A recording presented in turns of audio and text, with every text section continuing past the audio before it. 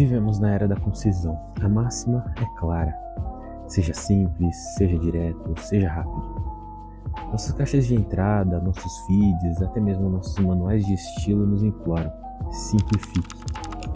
Até mesmo esse vídeo que você está assistindo, um gancho em 10 segundos, promessa no primeiro minuto, uma pausa a cada 30 segundos no desenvolvimento. Todas essas fórmulas são criadas como regras absolutas para acomodar nossas criações ao constante apodrecimento de nossa capacidade de atenção. Mas e se a frase longa, a sintaxe labiríntica, o parágrafo que exige fôlego, não for um erro estilístico, mas uma resposta aos tempos modernos?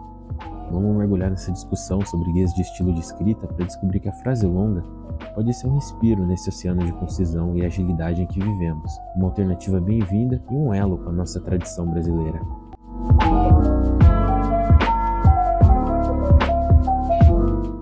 A maior parte dos guias de estilo que dominam a cena cultural atual, que nos ensinam a escrever bem, vem de uma tradição cultural específica, a anglo-saxã.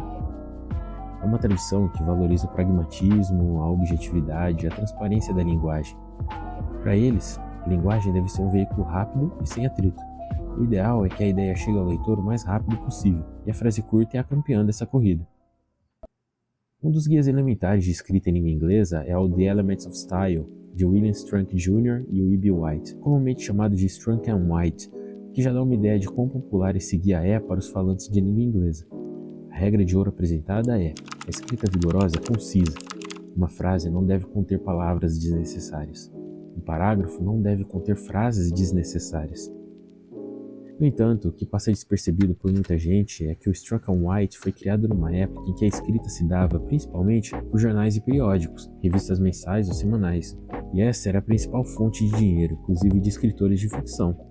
Vale lembrar que esse período, no início do século XX, já tinha visto não apenas a consolidação da veiculação da escrita criativa por esse tipo de mídia, como também a sua popularização e subsequente glamourização, pois muitos artistas puderam encontrar não apenas o seu ganha-pão diário, mas até mesmo conquistar pequenas fortunas.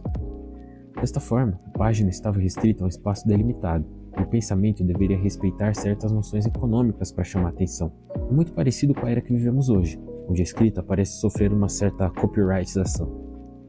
Guias de estilo jornalístico, como o da Associated Press e o do New York Times, bebem profundamente dessa fonte, mas há inspirações maiores por trás da frase curta, inclusive literárias.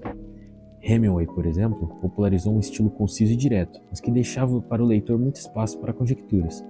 Era o que ele chamava de teoria do iceberg. Para Hemingway, o escritor precisava apenas apresentar ao leitor a ponta do iceberg, deixando uma infinidade de possibilidades e temas a serem elaborados, questionados e testados pelo leitor. Hemingway fez parte de uma das gerações mais influentes de escritores, e certamente da que mais teve sucesso comercial.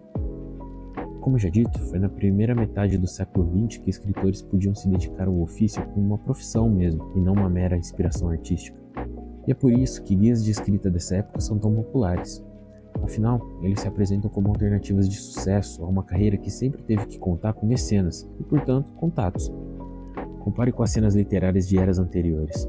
A escrita de folhetim era comum, mas não servia mais do que pagar as contas. O que realmente contava e resolvia a vida dos escritores eram os contatos que eles faziam. Um exemplo disso é a Rússia.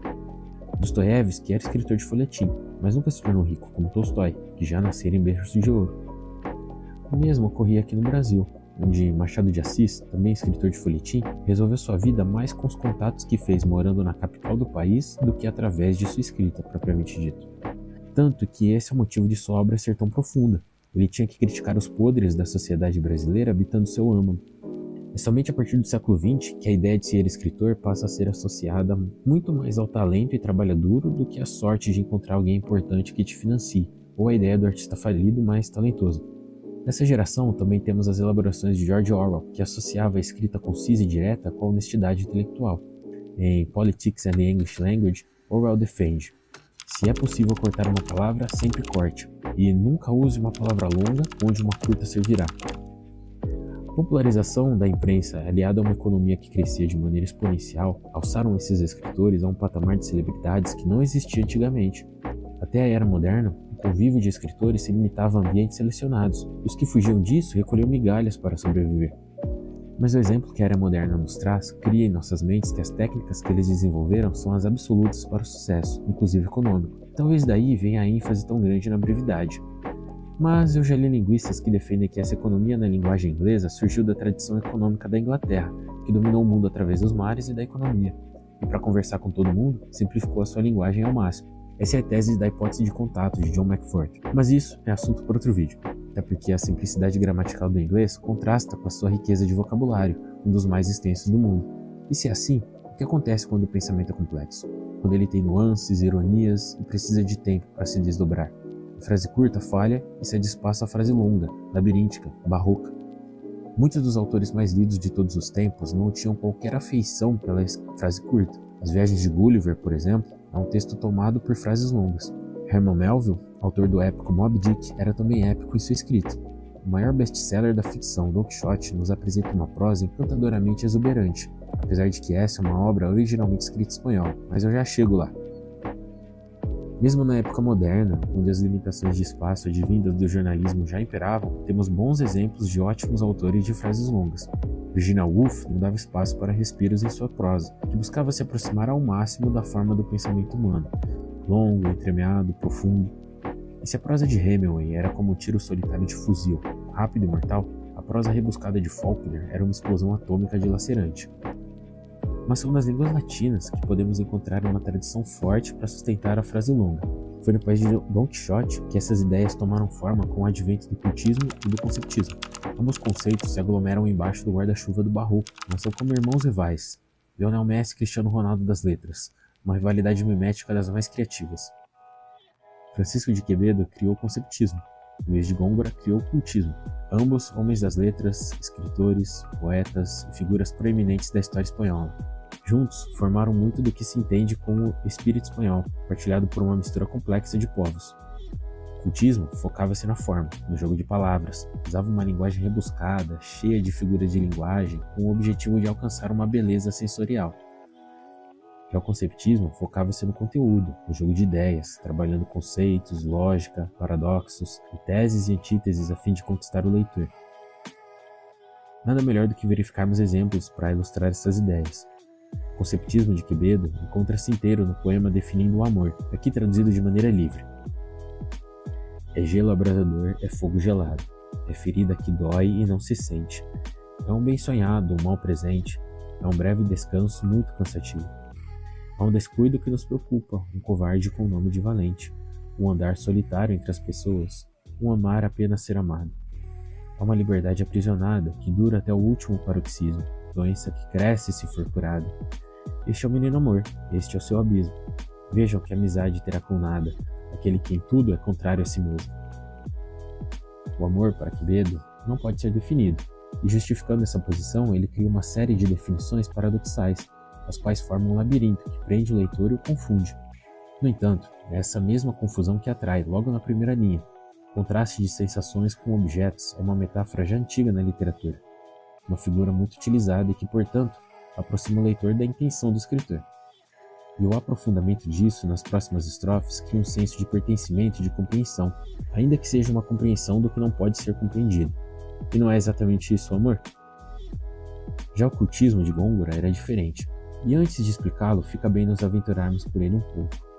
Aqui eu trago uma tradução livre de Soledad I, no começo de sua obra mais famosa, Soledades. Era do ano a época florida, em que o mentiroso ladrão da Europa, meia-lua as armas da sua testa, e o sol todos os raios do seu cabelo, brilhante honra do céu, em campos de safira pastam estrelas, quando aquele que podia ministrar a taça a Júpiter melhor do que o menino de Ida, náufrago e desprezado, mais do que ausente, lágrimas de amor, doces queixas dá ao mar, que compadecido foi para as ondas, foi para o vento, o gemido miserável, segundo de Aire, doce instrumento. As Soledades de Luiz de Góngora são consideradas o ápice do cultismo. Para o poeta espanhol, a poesia deveria ser um desafio para a inteligência, transformando a realidade cotidiana em algo magnífico e artificial.